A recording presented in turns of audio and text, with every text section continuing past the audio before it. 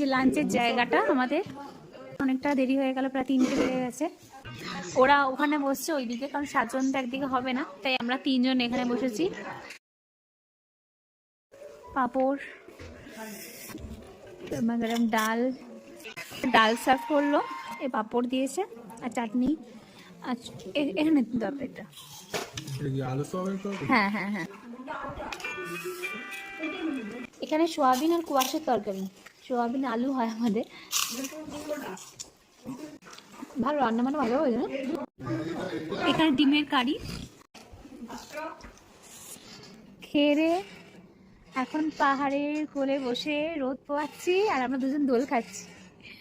এখান থেকে এত সুন্দর ভিউটা লাগছে, একটু রোদ্দুরটা পড়ে যাচ্ছে, তাই ঠান্ডাটা বাড়ছে আস্তে আস্তে। সুন্দর না চারিদিকটা, দারুণ, খুবই ভালো পরিবেশটা। ব্যাক সাইডটা দেখো, এখান থেকে যে ভিউটা, যত বিকেল হচ্ছে সন্ধ্যা হচ্ছে পুরো কুয়াশায় মেঘাচ্ছন্ন হয়ে যাচ্ছে পুরো একদম।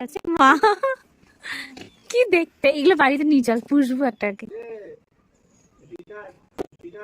মা পুচু কি কিউট, মিষ্টি দেখতে না, দুটোকে মিষ্টি দেখতে। একটা মুখটা এদিকে কর পুচু, ও মুখ দেখে